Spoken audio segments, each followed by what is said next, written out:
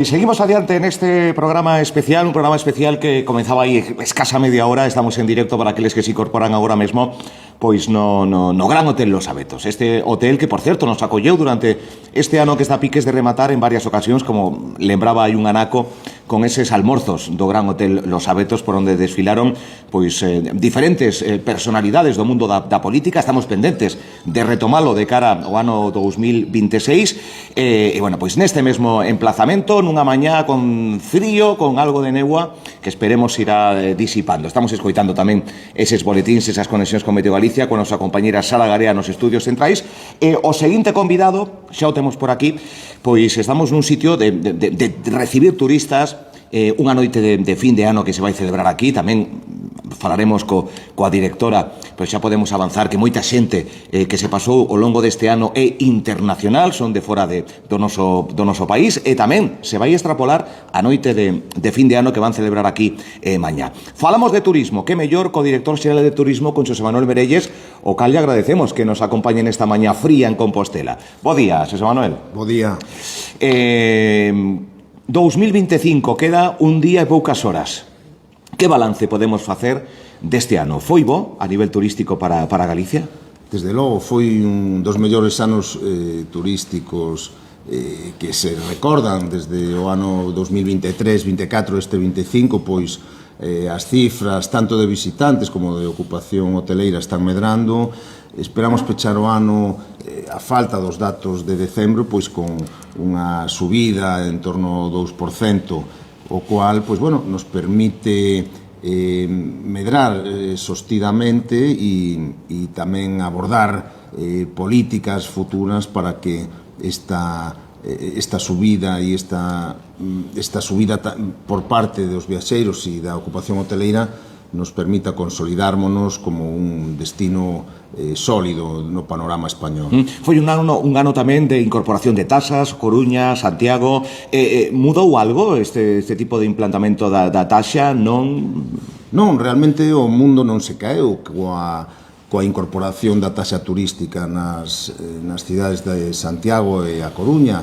A verdade que, bueno, hai que ter en conta que foi a Xunta de Galicia quen propuxo ao Parlamento na Lei de Medidas do ano 2025 pois a incorporación deste imposto, sempre que houvese diálogo entre os empresarios, a sociedade e os propios concellos, e que tamén, pois, bueno, a distribución deses recursos económicos que xere a taxa, pois sempre tivesen como obxectivo pois mellorar a oferta turística deses concellos onde se aplica. A verdade que o diálogo non parece que existise, porque nos dous casos está recurrida a xustiza esta taxa municipal, bueno, autonómica, pero que o recargo aplica aos concellos, e aí veremos como se distribúen os beneficios da taxa. Decíanos a directora deste hotel que notase un incremento do turista internacional. Isto é un paralelismo en toda Galicia? Sí, desde logo. ¿Sí? Galicia é un destino cada vez máis internacionalizado. Ahora mesmo, pois, estamos superando o 30% dos visitantes estranxeiros, e hai que lembrar que no gasto medio os visitantes estranxeiros son os que máis gastan en Galicia. A media do gasto é de 114 euros diarios e os estranxeiros gastan aproximadamente 170. E hai uns estranxeiros en particular que gastan máis, que son os norteamericanos. Hoxe son é o país que máis peregrinos internacionais vehicula cara a Santiago de Compostela, e xa son tamén os segundos visitantes estranxeiros, e un norteamericano pois gasta aproximadamente 228 euros diarios en Galicia. Polo tanto, esta internacionalización está posibilitando que cada vez o turismo achegue máis recursos á economía de Galicia. Que pinta o Camiño de Santiago en todos estes datos? Pois a verdade é que o Camiño de Santiago é o mellor escaparate que temos internacional, non só para que nos visiten, sino tamén un escaparate de todo o territorio, de toda Galicia.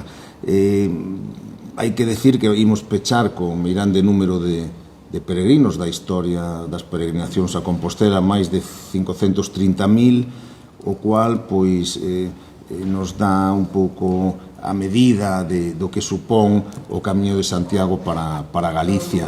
Son peregrinos de prácticamente todos os países do mundo, e hai que decir que aquí tamén se observa que está medrando os peregrinos de procedencia de outros países que non sexa España, e xa superan o 50%. Por certo, Xacobeo toca no do ano 2027, xunto coas eleccións, sí. Casualidade, e tamén se está a falar, ou están aparecendo algúns titulares, da posible visita do Papa, da súa santidade, a Galicia, Santiago, incluso facer un percorrido do camiño francés. Preparándose xa o Xacobeo 2027. Sí, por a nosa parte, pois xa temos todos os instrumentos que habitualmente hai que programar para un Xacobeo, como son a posibilidade de que as empresas poidan desgravar e nos apoyen na celebración deste acontecemento. Temos a punto de publicar un decreto coa utilización do logotipo do Xacobeo 2027, e estamos preparando xa parte da programación deste ano Xacobeo. E co que respecta á visita do Papa, pois tamén hai contactos por parte do Arzobispado, da Igrexa, e desde logo tamén por parte da Xunta de Galicia. Ogallá pois o Papa nos visite, porque sería algo extraordinario para un Xacobeo. Non se descarta, pero... Non, desde logo que non, todo pinta ben.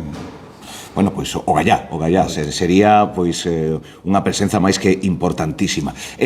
Bueno, falamos tamén da campaña na que estamos, máis nestes días, que é o Nadal. Como Galicia pretende que sexa visitada nestas datas do Nadal? Pois realmente o Nadal non era unha época habitual de visita a Galicia.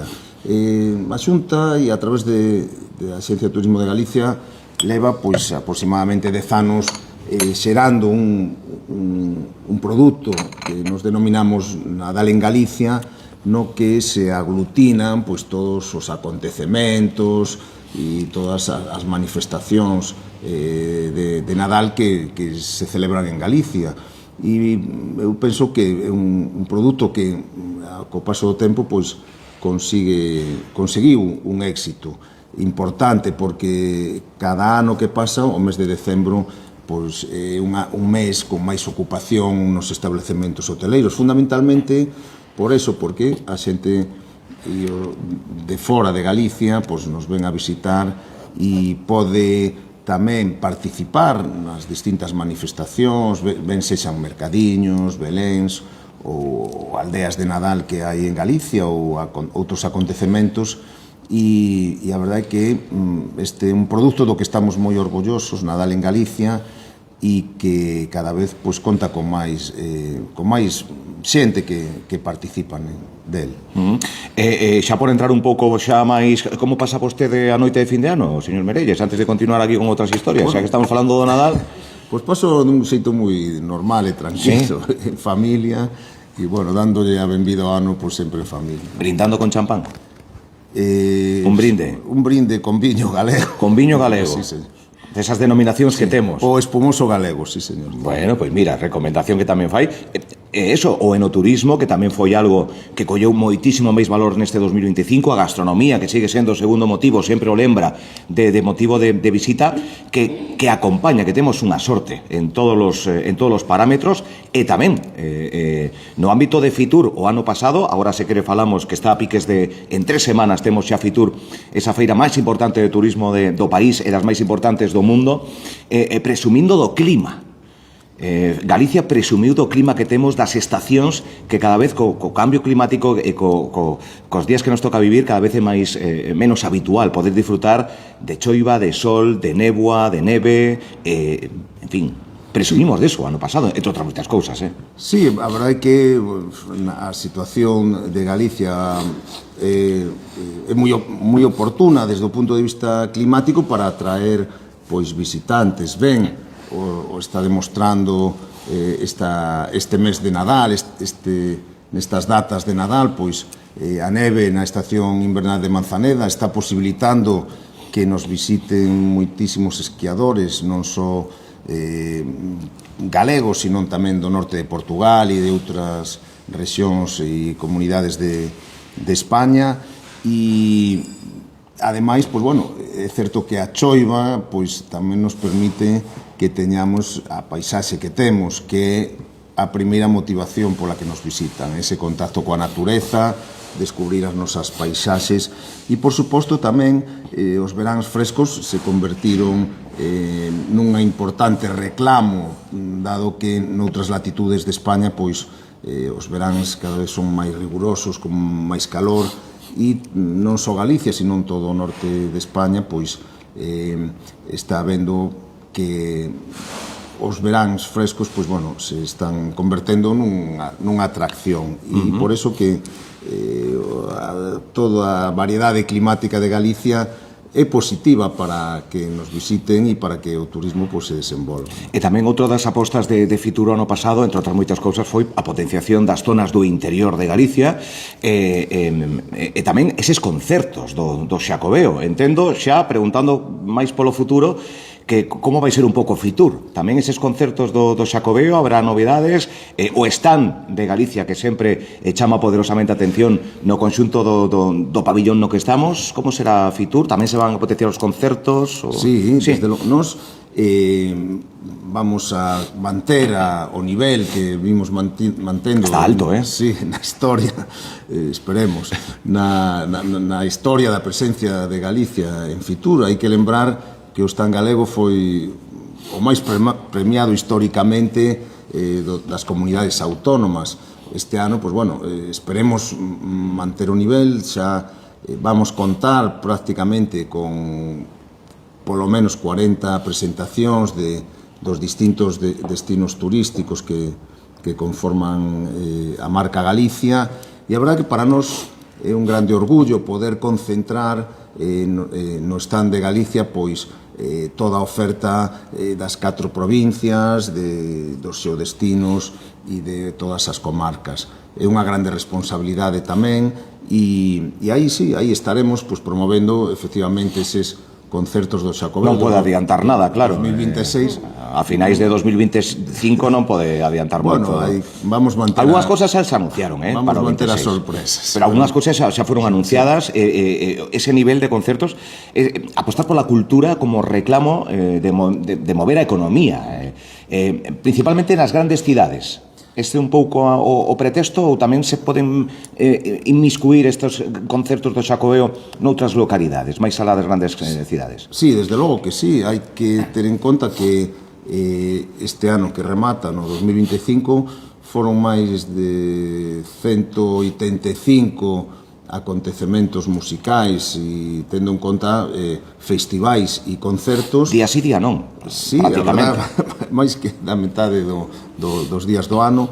E en este caso, pois, desenvolvéronse en 76 localidades. Aquí, evidentemente, foron porcentualmente máis en entornos non urbanos que en entornos urbanos, pero sí que é certo que os concertos do Xacobeo dinamizan esa oferta de turismo urbano dun xeito moi importante e tamén posibilitan que territorios que habitualmente non se benefician tanto do turismo como as cidades ou outras contornas habitualmente máis turísticas poidan tamén ter un certo desenvolvemento. Foi probablemente o ano no que máis festivales e concertos se desenvolveron e hai que ter en conta tamén que o 48% aproximadamente dos festivais se desenvolveron en época baixa. Tamén é un elemento moi importante para facer fronte á estacionalidade do turismo. E, por último, neste ámbito, quixera salientar que foron máis de 1,5 millón as persoas que participaron como público nos festivais e concertos patrocinados por a Axencia de Turismo de Galicia. A capital de Galicia como capital debería ter maior peso de outras administracións, estou a falar, que moitas veces vemos como a Xunta suple esa carencia que estamos vendo dun tempo recente a esta parte na capital de Galicia. A capital debería dar maior exemplo que poden dar outras cidades que están dando e que a Xunta dá? É certo que Santiago de Compostela pois, é un dos focos turísticos máis importantes que ten Galicia, evidentemente. Nos apostamos por ela con acontecementos como son do Camiño, o Gozo Festival, que son dous elementos tractores moi importantes para que acoller visitantes que non sexan exclusivamente por atracción que ten Santiago como patrimonio da humanidade ou como meta do Camiño de Santiago. Apoiamos outros acontecementos. Hai que ter en conta que o último mes que subiu a ocupación e o número de visitantes foi o mes de xuño en Santiago de Compostela e coincidindo precisamente coa celebración do Son do Camiño.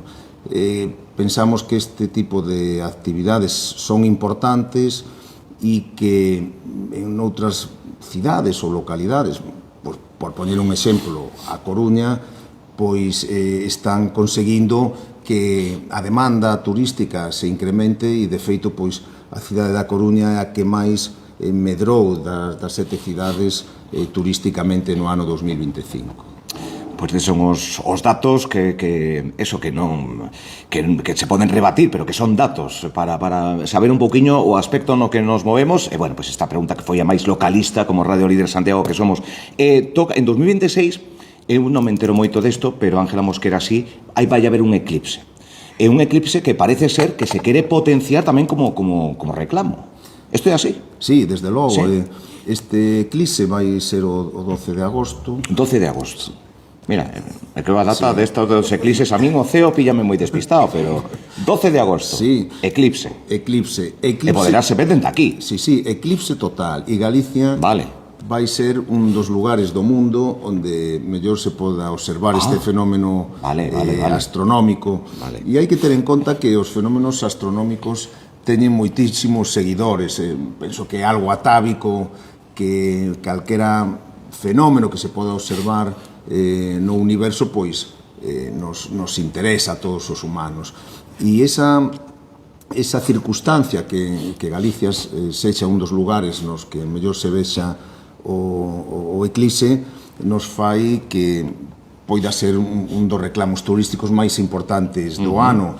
De feito, pois, bueno, hai xa unha comisión de traballo que atinxe a varios departamentos da Xunta, por unha parte a educación, por o tema que ten de difusión científica, a sanidade, porque hai que ter en conta que é un fenómeno que non se pode observar a simple vista, e, por suposto, pues, tamén a Consellería de Presidencia por un tema de organización, de protección civil e organización de fluxos, porque nos esperamos que este eclipse movilice a persoas do norte de Portugal, onde non se vai ver, do resto de España e tamén da propia Galicia. O fenómeno se vai observar na mitad norte, vai a facer unha diagonal prácticamente en Galicia, de norte a sur, e probablemente pois esa parte na que sexa menos visible o eclipse se movilice para observalo. Hai noticias que nos dicen, por exemplo, a Autoridade Portuaria da Coruña pois anunciaba que ese día vai haber 5 escalas de transatlánticos no Porto da Coruña, tendo en conta que cada transatlántico pode transportar a 5.000 persoas, son 25.000 persoas que do exterior van a estar interesadas. 12 de agosto, vayan anotando e vayan apuntando. Mira, pois eu xa me apuntei. Bueno, tamén o Goberno Central ten hai unha comisión de ministerios que están traballando tamén para que todo se desenvolva con normalidade e na que tamén a Xunta de Galicia participa, evidentemente. 2026, que lle pide? Menos liortas políticas, máis amizade, máis... Sí, eu son dos que opino que a colaboración institucional é fundamental para que haxa un desenvolvemento pues, positivo e creo que pediría eso, máis colaboración entre todos e tamén pues, colaboración coa sociedade civil e coas empresas para que o turismo siga sendo ese motor que ahora mesmo está sendo da economía en Galicia, porque non se pode esquecer que xa máis do 10% do PIB de Galicia provén da actividade turística e máis do 10% do emprego. Desde logo, unha actividade moi importante que require pois, consenso e traballo conxunto para que poder avanzar e que as empresas turísticas ganen cada vez máis e poidan contratar cada vez a máis xente. Pois o sector do turismo que é amplo, bueno, pois a batuta partidante da administrativa pois atenden de a Xunta de Galicia o seu director xeral de turismo, Xosé Manuel Verelles, todo o seu equipo, o cal felicitamos polo traballo, sobre todo principiamos o ano sempre vendo a Xosé Manuel Verelles 3.0 que é en Fitur, que o vemos pois coordinando absolutamente todo, máis alá da xente que ten o seu arredor para que todo saia ben. Ese o pistoletazo de saída, Fitur, e despois, ao longo de todo o ano, que vemos e coincidimos nun montón de eventos, sobre todo nos máis próximos, pola localidade que nos dá ser Radio Lei de Santiago, pero parabéns polo traballo e un feliz ano, señor Merelles. Vémonos en Fitur. Vémonos en Fitur, feliz ano. Graciñas por estar neste programa especial. Feliz ano a toda a audiencia. Seguimos adiante, Sara.